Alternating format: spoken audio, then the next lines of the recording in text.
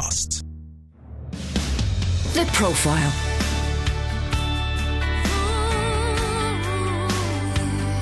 You're listening to Premier Christian Radio. Where faith comes to life. You are listening to The Profile on Premier Christian Radio.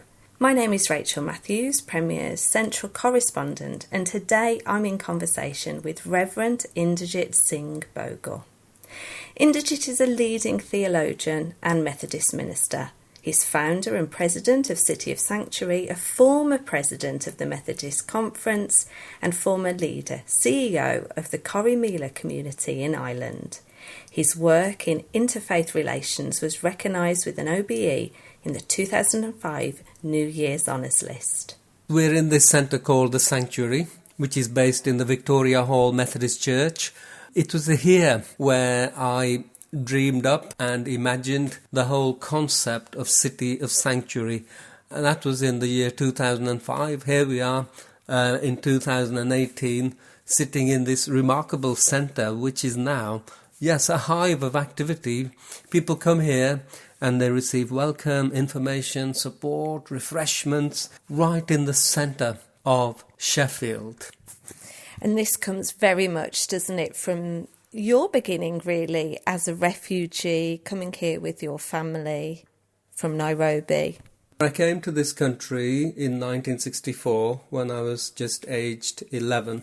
My parents are of Indian Sikh background. They left India just after the independence of India, the partition of India and Pakistan in 1947. So they were right on the borders northwest of India and the borders of Pakistan, and they will have seen some horrific scenes of killings, rape, plunder, which would have been traumatic for them as young teenagers. And their parents, you can imagine them saying, get out of here and go and be safe somewhere else and make a life for yourself. You can imagine families of teenagers in Syria saying that to them now, to get out of here and go and find somewhere safe. So my parents left and they went to East Africa. And they went to Nairobi, and that's where I was born. They are Sikhs, so in Nairobi our house was always close to the Sikh temple. And then Kenya became independent in 1963-64, so they had to leave again. So before they were 30, these two amazing people had effectively had to get out of a country and go somewhere else. So they left in January 64. My father came to Britain to find somewhere to live and work, and my mother, with her 6 children then, and she was pregnant, went to Tanzania next door, and we were there for 9 months, going from one house to another as we waited to come here. And in that 9 months I didn't go to school or anything. So eventually we came to Dudley in the West Midlands. That's where my father had found work and somewhere to live.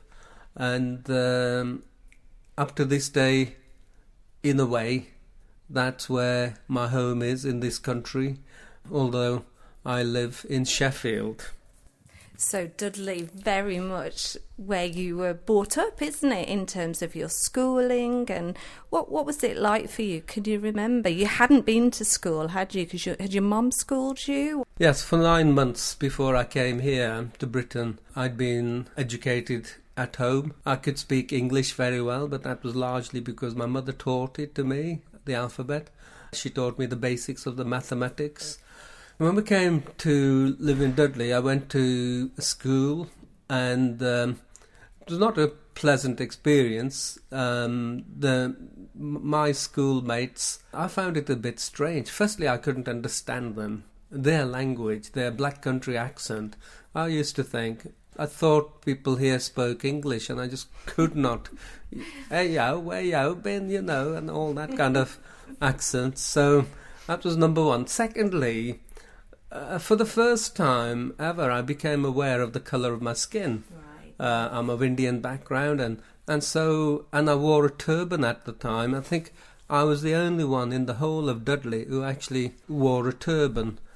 And my schoolmates found me a bit of an oddity, and generally I found them to be quite racist. They would feel that if I rubbed my shoulders against them, they'd have to wipe off their shoulder.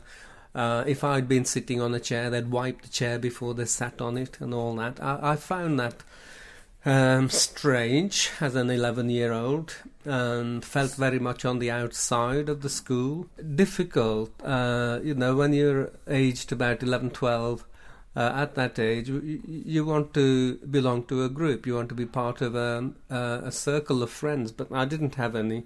And my only claim to fame about being in that school is that Lenny Henry also went to that school.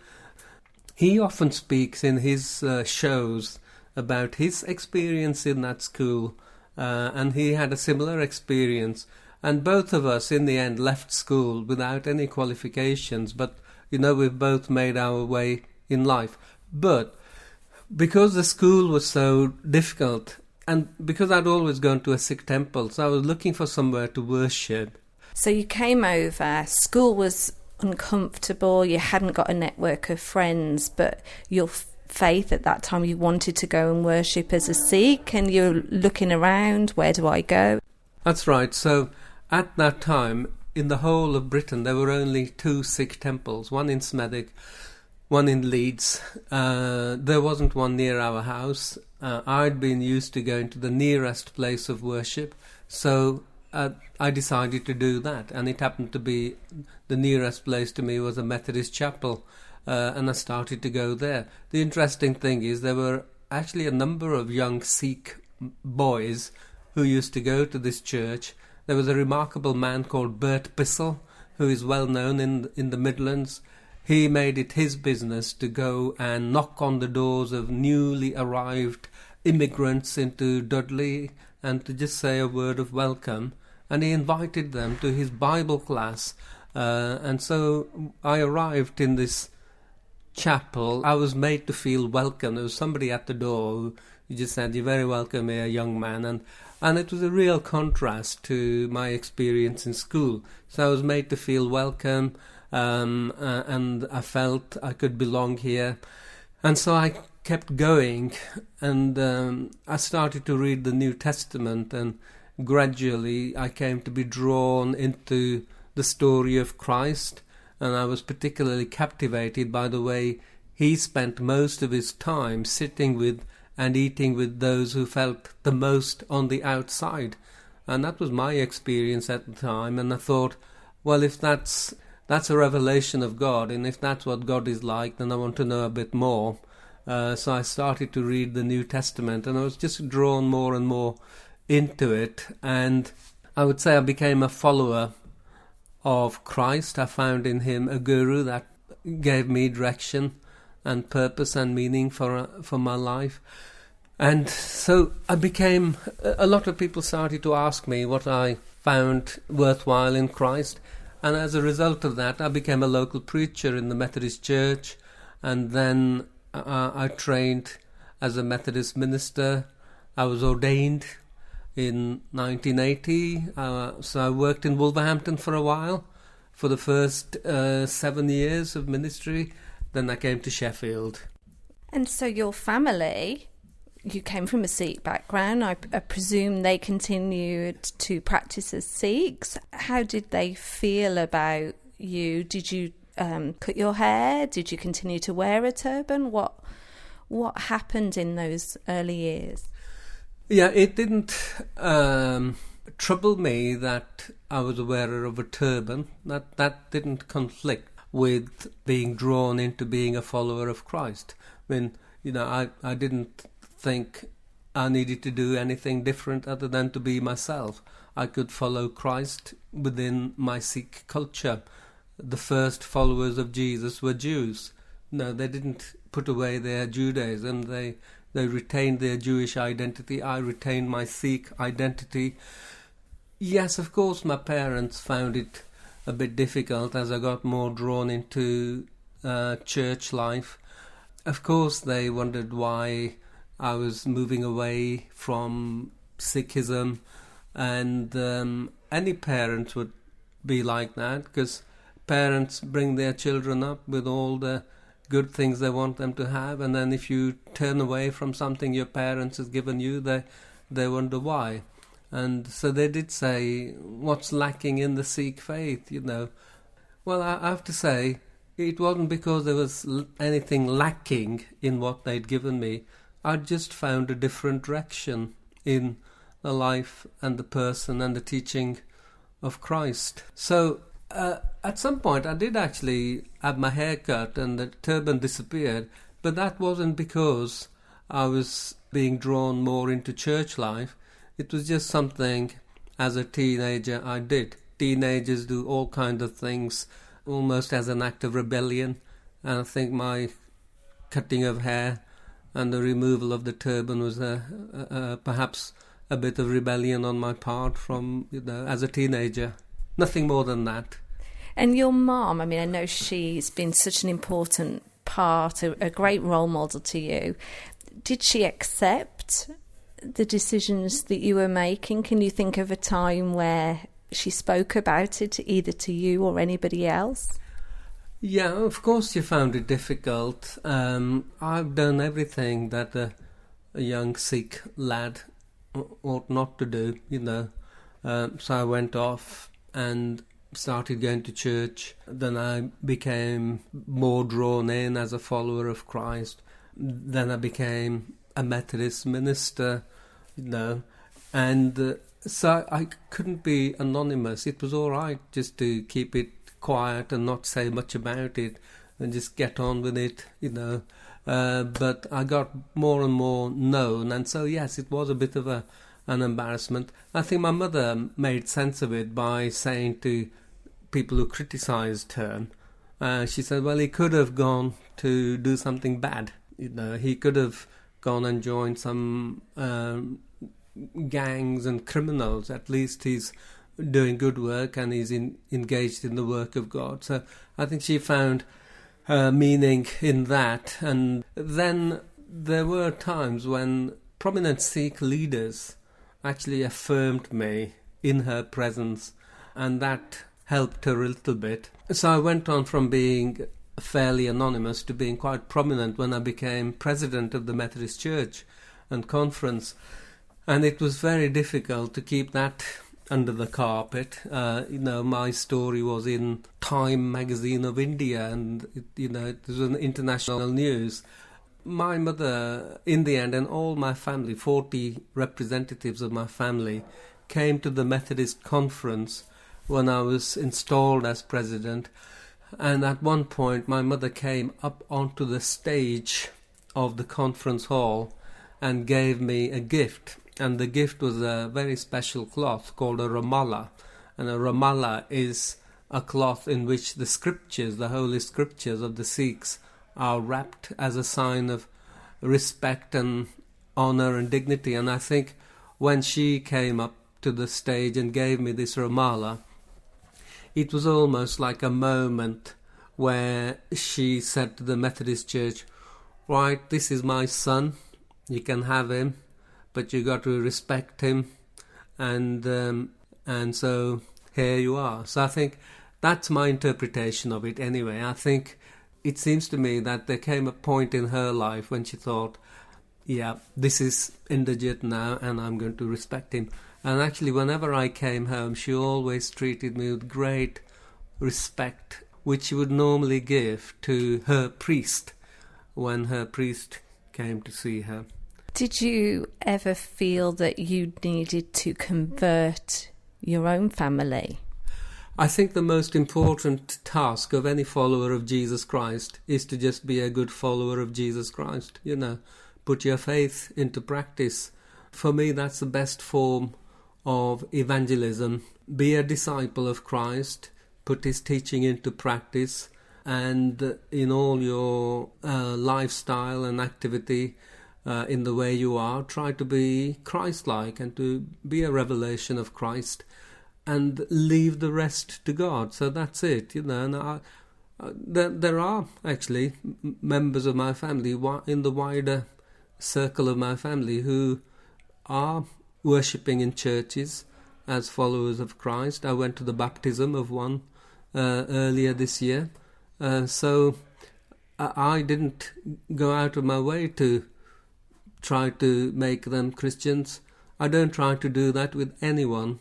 I simply feel my task is to be a good follower of Christ, to put my faith into practice and to leave the rest in the hands of God. Talking a little bit about being president, was that a highlight for you? What were you able to do during that time? It was a year, wasn't it, of you travelling around as that representative? A person becomes president of the Methodist Conference. It's not Methodist Church, but Methodist Conference. And the number one task of a president is to chair the Methodist Conference. And so for many years I'd been a member of conference and had not been there just as a pedestrian and just taken a back seat. I was often on my feet, challenging Methodist Church to go in particular directions. I think I was particularly always trying to highlight concern about asylum seekers and refugees. You know, my own family from 1947, as I explained, have known what it is to have to move from one country to another. I had to do that as a youngster, and so I've been aware of the difficulties that creates for people. So perhaps because of my own awareness, I have agitated churches to respond with compassion and, as required, with anger at what happens to people, and to do all we can to build cultures of welcome and hospitality and safety. So that was the kind of thing I was always talking about. I was constantly on my feet to stand up to protect people from intimidation and oppression, and to to reflect a lifestyle that wasn't about domination but about equality and fairness. So I think that was how I came to be president. So I wasn't an unknown quantity in the life of the church. I was a well-known person in the conference, and I was honoured for exactly what I stood for. And as president, therefore, you chair the conference, and that gives you an opportunity to just be yourself and to chair in your own way, which I did. But also, then you have a year in which you can highlight particular things. And I did have opportunity to highlight issues. So, to just give you one example, I thought at one point I should write to church leaders and ask them to visit detention centres where asylum seekers, I prefer to talk about people seeking sanctuary, where people seeking sanctuary were being detained, so that we could see for ourselves what was their experience. And then I thought, well, I am a church leader. I don't have to write to anyone to say, go and do this as a church leader. I could do it as a church leader. So I did. I visited every detention centre in Britain and Ireland to see for myself what was happening for people who were behind locked doors. Their crime, well, it's not a crime. Migration is not a crime.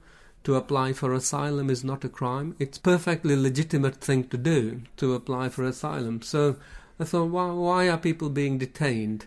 And I visited and saw for myself. Just to give you one story, at one point when I went in, there was a young man who was holding his wrists in front of me, which seemed to have some bruises on them, and I thought he was trying to show me that, he tried to cut them, but that wasn't the case.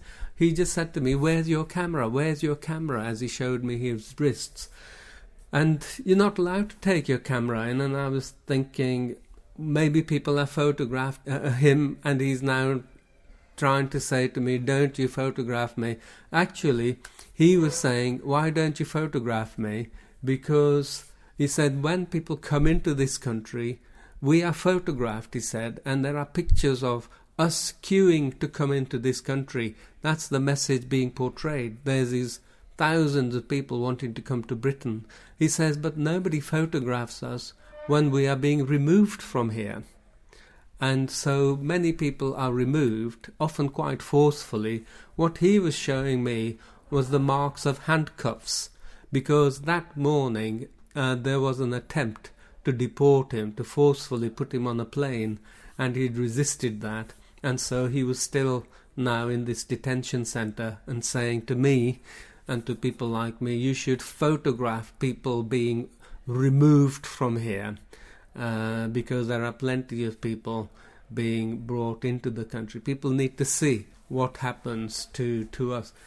So I saw for myself, I took people with me so that it wasn't just me seeing, and then I wrote a little booklet, a little report. It's called Unlocking the Doors, and I gave a copy of it to the Home Secretary. I was particularly saying, do not imprison in conventional prisons people who are seeking sanctuary and haven't committed a crime. And that was my concern, and it was one of the things I tried to highlight. So as president, you are a leader, and you have got an opportunity to give leadership. And my specific concern was to highlight the needs and the concerns of people who are the most on the margins, the people who feel least welcome and least valued, and to give them a voice and to make them visible. And then from there I went on to think about, so what needs to happen to build cultures of welcome and hospitality for those who need it most. I mean, Inderjit, that time of visiting the detention centres was, in one sense, time-wise so long ago, but yeah, it's a very similar story today. Where did you find Jesus? Let me give you an example. One day I was sitting in a prison and in the chapel of the prison, and there were a number of people who were asylum seekers who were detained there, and we were worshipping together. At one point I looked at the painting which was on the wall, and it's a representation of the Holman Hunt painting. It reflects Jesus Christ as the light of the world. People will be familiar with this image of Christ standing, long white robe, crown on his head. He's got a lantern in his hand. He's standing by a door with briars and he's knocking on there. And it's this kind of an image. It says the light of the world, but it also carries that image from Revelation which says, behold, I stand at the door and knock, and if you open the door and let me in, I will come in and sup with you. Well, that was the image. So I said to somebody, why have you chosen that picture to be in here? And one of the people who was actually imprisoned there, he said that we painted that picture here, that representation. Says, well, did you choose that painting for a reason? He said, yes. He said, because when we looked at that, we noticed that the door was shut, and it looked like it hadn't been opened for a long time, and there were all these weeds growing over the doors, which is a sign that it hadn't been opened. And he said that's a bit like our experience of knocking on the door of this country, and it's a door that doesn't get opened, and we're just standing there and knocking, and we feel a bit like Christ, So where do I see Christ? Well, I see Christ, therefore, in people who like the portrayal of Christ in that painting, standing, knocking on the door. Refugees, people seeking sanctuary, knocking on the door, and really saying, open, and if you will let us come in, we will sup with you, we will eat, we will share together, and we have much, therefore, mutually to receive, to give, and to receive from each other. I've never forgotten that. That's stayed with me. So, and when I kind of engage in my work with people who are seeking sanctuary, I keep telling that story. That's where I see Christ. And Jesus himself said, inasmuch as you did it to those considered to be the least important, you did it to me. No, when I was a stranger, you welcomed me. And so I'm interested to see and to serve Christ in everyday life. So where do I see and serve Christ? Or in another way, where is God? No, that's a big question. Where is God? I find the answer to that question in the words of Christ and the direction he gave. He said, you will find God, you will find me, and see me and serve me inasmuch as you did it to the least important. You did it to me. That's where you will see me. That's where you will see my face. That's where God is. And I take that, and I've really found that to be true. You're listening to The Profile on Premier Christian Radio. Premier Christianity Magazine. In this month's issue, What a beautiful name it is. You've heard the songs. Now discover the story of the church that changed the way the world worships. In the latest edition of Premier Christianity Magazine, we go behind the scenes of Hillsong. In the UK alone, they've grown from 110 members to 14,000. But not everybody is a fan. We chart the rise of this megachurch and put tough questions to their leaders, plus news, reviews and much more. for your free copy, visit premierchristianity.com/free sample. Good news, we've slashed the cost of subscribing to the UK's leading Christian magazine. Now you can read news from a Christian perspective and interviews with fascinating leaders for half the normal price. That's 12 issues of Premier Christianity magazine for less than £20. Plus, take out a subscription and we'll enter you into a prize draw to win £200 worth of new Christian books. There's never been a better time to subscribe. Go to premierchristianity.com/subscribe. The Profile.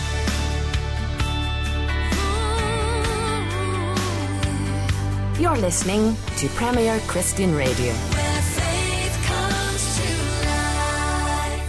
You are listening to The Profile on Premier Christian Radio. My name is Rachel Matthews, Premier's Central Correspondent, and today I'm in conversation with former President of the Methodist Conference, Inderjit Singh Bhogal. My engagement with the people seeking sanctuary and refugees in detention centres, but anywhere really, reminded me that what people need, and my own experience when I was a young child, when I came to Dudley, finding myself on the outside in my school experience, you know, when people have lost their home, when they have to give up everything because of war or famine or persecution and go to another place, you know, they would be grateful for a good reception, welcome and hospitality, and most of all they're looking for safety. That became very clear to me through my engagement with people seeking sanctuary and with refugees.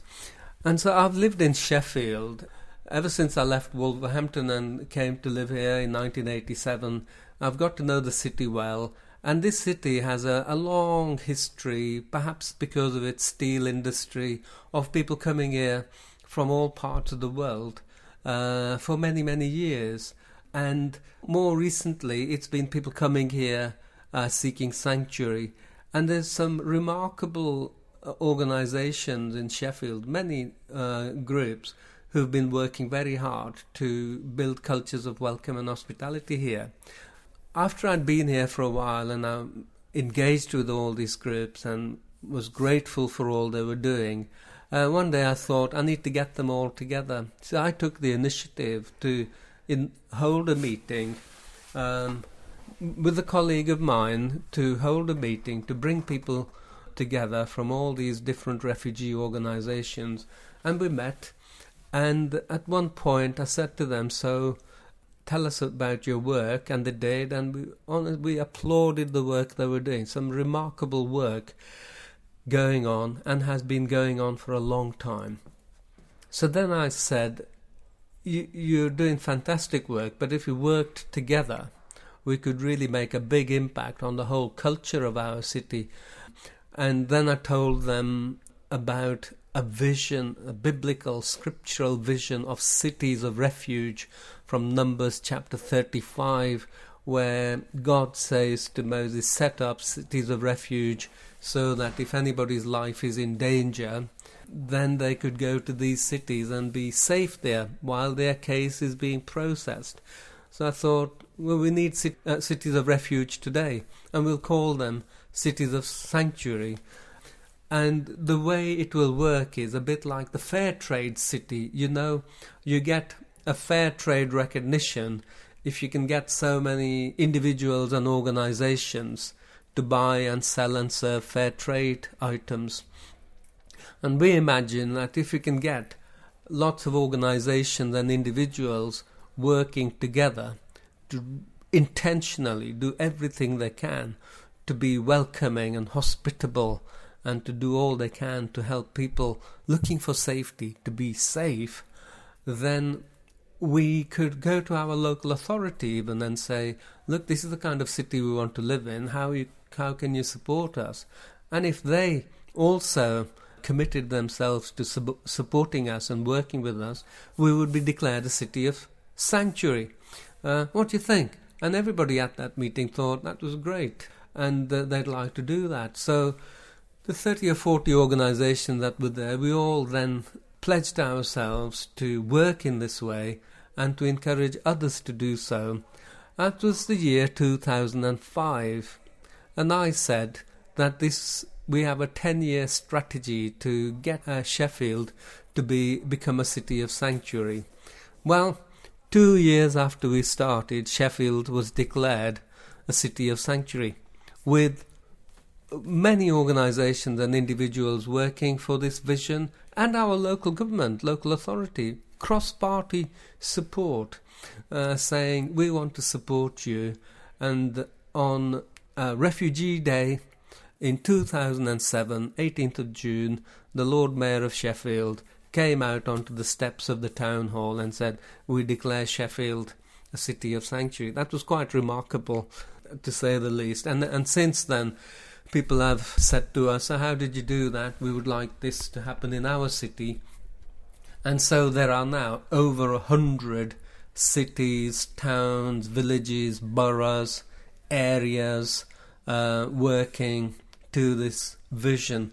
You know, many of the cities, big cities like Birmingham, Leicester, Bradford, Swansea, Glasgow, you know, they are recognised as city of sanctuary. There are schools of sanctuary, you know, where schools say we will do all we can to make children of all backgrounds feel really valued and welcomed and respected and safe. Universities of sanctuary, and hospitals of sanctuary. So it's a kind of a vision that seems to have really taken off. It's captured the imagination of people. This idea from Hebrew scriptures of city of refuge has grabbed the imagination of people of all faiths, and people who profess no particular religious faith. All of them understand this idea, this vision, and are working under this umbrella of sanctuary, which comes from cities of refuge, to work together, to really make a difference in their neighbourhoods.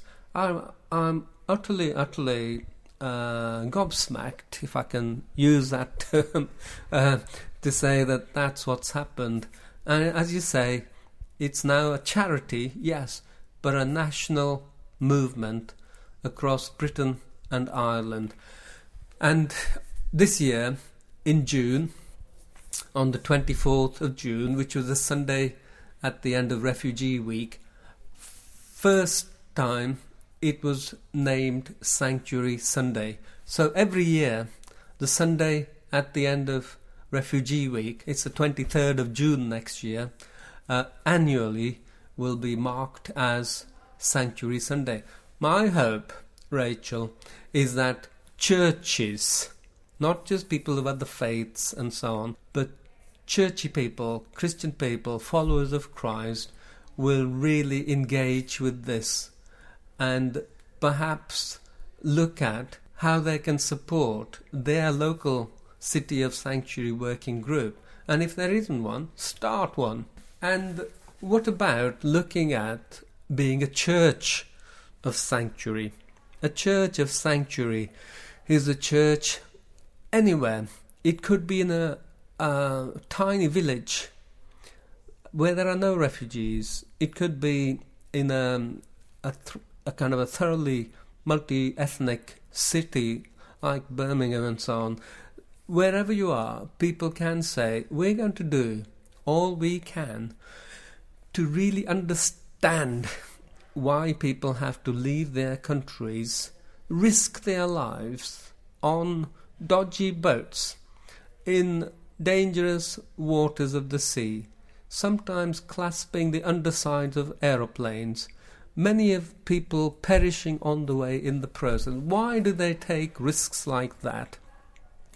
Leave their home. Why do they take risks like that than to seek sanctuary? So we need to sit down with people, listen to their story, invite refugees to your church to really ask them that question. Why did you have to get away? Because there are so many myths and so much misrepresentation of people seeking sanctuary and refugees. Now, they're not just coming here because they think that's a good idea. They're having to get away because their life is in danger.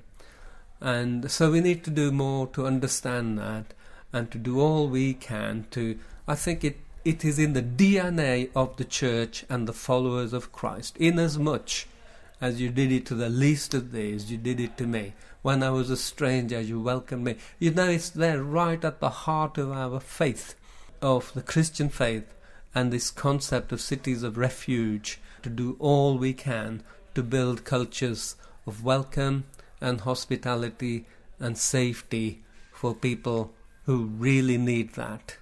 Inderjit, I met you personally last year when you invited me to go on a pilgrimage to northern India, and it was such a privilege to go with you on a journey that was so important to you and for you to share that with us. Who is the gentleman in the turban that you saw in a Methodist college that inspired you so much? Well, I love to go to India anytime, and it was a pleasure to take you and others with me. And part of it is really to touch my own roots and to take the opportunity to drink from the well, if you like, which nurtures me, which is the Indian culture, Indian church, Indian Christian theology, and the Sikh faith. So we went to the northwest of India, to Punjab, and my own parents, as I said, left India in 1947 at the time of partition, so I wanted us to go to the borders there to meet the supreme leader of the Sikhs, sitting in the Holy of Holies in the Golden Temple, to hear his perspective on challenges of faith. All that. Why take the trouble to do all that? Well, a long time ago, as a young person, newly into the story of Christ, turbaned young fellow, I was beginning to think, are there other people of Indian background who are followers of Jesus? Because I didn't know of any. I felt a little bit troubled by this idea that they might just be me, and I was thinking, why? And then one day I found myself in a college, the Kingsmead Missionary College of the Methodist Church in Selly Oak, and in the doorway there was a picture of a gentleman. It's not very dissimilar to the light of the world image of Christ by Holman Hunt, but here is a man in a long flowing robe. He'd got a turban and he was wearing sandals, and I said to somebody, who's that? And they said, it's Sadhu Sundar Singh. So, who's Sadhu Sundar Singh? Well, he was a follower of Christ. I just looked at that image and I thought, well, that's amazing that there is somebody who looks a bit like me, who is a follower of Christ. And that was a great inspiration to me. And ever since then, I've tried to learn more about Sadhu Sundar Singh. And last year, I was on sabbatical and I went to his village to actually speak to his descendants, to see what memories they have of him and to learn a bit more about him, because he's such an inspiration to me. What I love about him is that he, to all intents and purposes, has the appearance of a Sikh, and he is a follower of Christ. That was me, and that is still me. And so he's a great hero. So I have determined that I will take a pilgrimage personally to his village, but to take others to accompany me, because I think I'd like to introduce more people to Sadhu Sundar Singh. You know, he's one of only 2 Indians who are noted as saints in the Church of India's calendar of saints, him and Pandita Ramabai. But Sadhu Sundar Singh, his date is in September each year. So he's special to me. I want to know more about him. So the pilgrimage to India was really, yes, it was about going to his village, and we did that, and you were with me, and you went to his house, the little church, which is there, named after him, and met some of his family to see what pride they take as Sikhs in the fact that he was from this village and he was a disciple of Christ. I think that's great. Worldwide, and we met there the supreme leader of the Sikhs, and each one of us, you could put your question to him and to ask him to say a little bit about his understanding of the Christian faith and so on.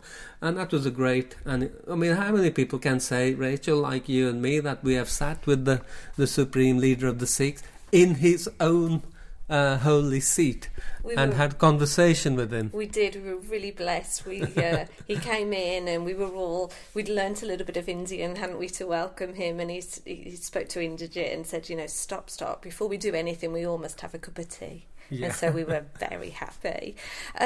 Obviously, I know about Sadhu Sundar Singh because of the journey and because of reading up on him. But for others, this will be a new name. So are you able just to give a little brief history of how he came to faith and how he then took that message around northern India? And indeed, he came to England. And it was 100 years ago, wasn't it? That's right. So he was around 100 years ago, and he came to Britain in 1920. So in a couple of years, we'll be marking 100 years since he came to Britain. And perhaps we'll organise something to mark the occasion. But he was a great pilgrim and travelled all over the world to proclaim the message of Christ. And when people saw him, they really thought he was actually Christ, because people who saw him, they said he looked so much like Christ.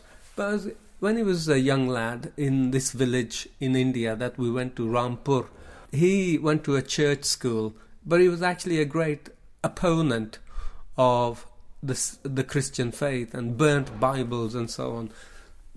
But there was an occasion when he was troubled just after his mother died, and maybe it was partly to do with his grief and so on, and his own searching for personal identity and faith. He determined that if there is a God, then the God should reveal himself to him, and if not, he said, I'm going to go and lie down on the railway line, and that'll be the end of my life. It is said that he had a vision. He himself says he had a vision of Christ, and he felt greatly blessed by that, and it really turned his life around, and to the extent that his father found it a bit surprising that from going to burn Bibles, he was now reading the Bible and focusing his life on the teachings of Christ. Unlike me, I never left home as a follower of Christ. He left home. He felt he had to get out, and so he wandered around spreading the story of Christ, and he was always on the roads. There was a time when he thought he might train for ministry, but he decided he didn't want to do that. So I think he refused to be reduced by church, but kept his identity and followed Christ within the Sikh culture, and people loved him for that. There's some remarkable stories about him. The one I like most is where one day he was observing people having a cup of tea. There were Indians and British people drinking tea. The Indians were drinking tea out of clay pots without a handle on them. They were just holding the cup in their hand, in the palm of their hand. The English and the British were drinking their tea out of a teacup with a little handle and the little finger sticking up in the air, you know. As he observed them, he thought to himself, if the gospel is to be proclaimed in India, then it has to be proclaimed in the kind of modes that make sense to Indian people, in the Indian cup and not in the British cup. So that remains a challenge up to this day for all of us, wherever we are, to try to communicate our faith in ways that make sense in the context where we find ourselves and in the language that makes sense there also. As I introduced you at the beginning, Inderjit, you've got an OBE. Can you tell us more? Well, I was quite surprised when I was nominated for that. I have no idea up to this day. Somebody has to nominate you. I don't know who nominated me. And I'm not really into awards and so on, but I felt, up to the age of 11, I didn't have shoes. No, I was a refugee. Came here as a refugee. I've made my way. I came here, I was troubled by the racism in schools, and I've been troubled by racism since. But in spite of all the hostility I have faced, all the difficulties I have encountered, I've made my contribution. No, and it's been a significant contribution. For example, I was there right at the beginning of the interfaith movement in this country, in Wolverhampton. As a 20-year-old, I helped to form one of the first interfaith groups in the country. Now there are over 300. I was at the beginning of the City of Sanctuary movement, which gives direction on how to engage when people really don't know how to respond to all the refugees. So this gives a direction. And I've made my contribution in spite of the difficulties. And that's been noted, and I'm glad that some people have noted that and wanted to honour me for it. And so I was prepared to say yes to accepting the OBE. And I regard it as a kind of a recognition of the excellent contribution I've made. And I wanted to be able to say to people, you can make a contribution. It doesn't matter if you start in a way where you feel completely powerless and helpless as a young child refugee coming here. You can really make a contribution. There are opportunities for you to make a difference, and you too can do it. So I'd like to think I'm a role model to others, who might be thinking, so what difference can I make?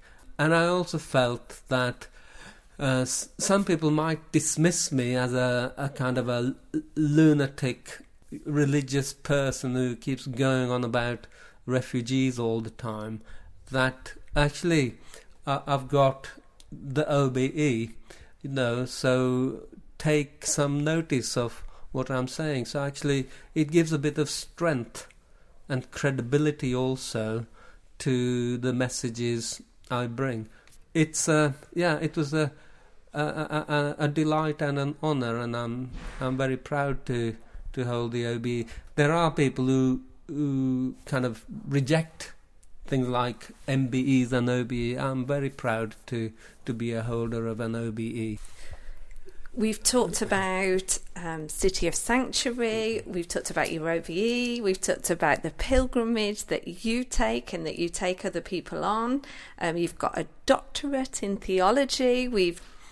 What next? You're sitting down from the Methodist Church in September. Are you going to have a rest? Are you going to put your feet up? What are you going to do next?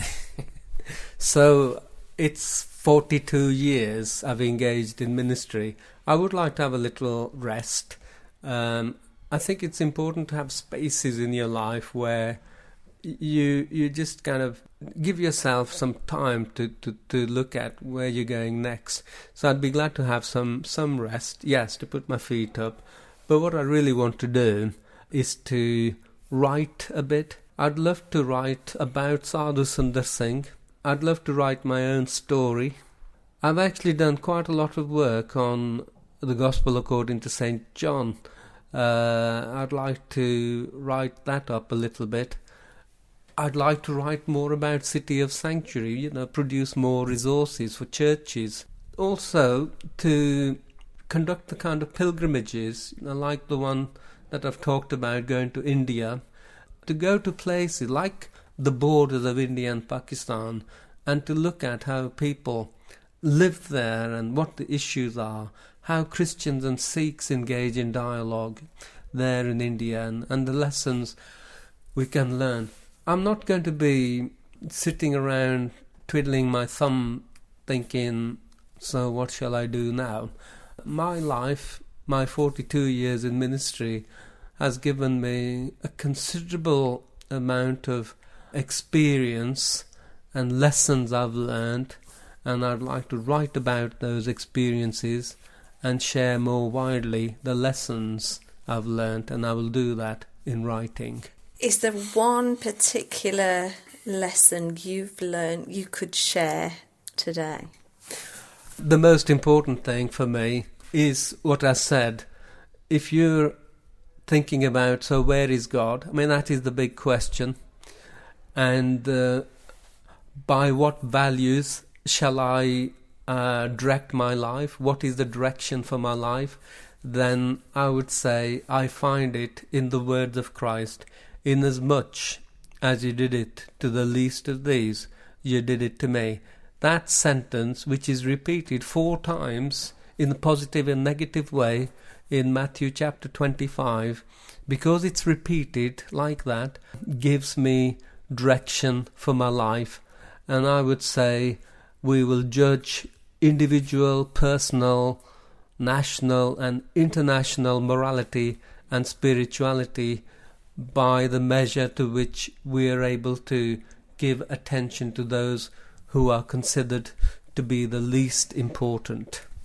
You have been listening to The Profile with Premier's Central Correspondent Rachel Matthews, and I have been in conversation with Reverend Inderjit Singh Bhogal, the founder and president of the City of Sanctuary and a former president of the Methodist Conference.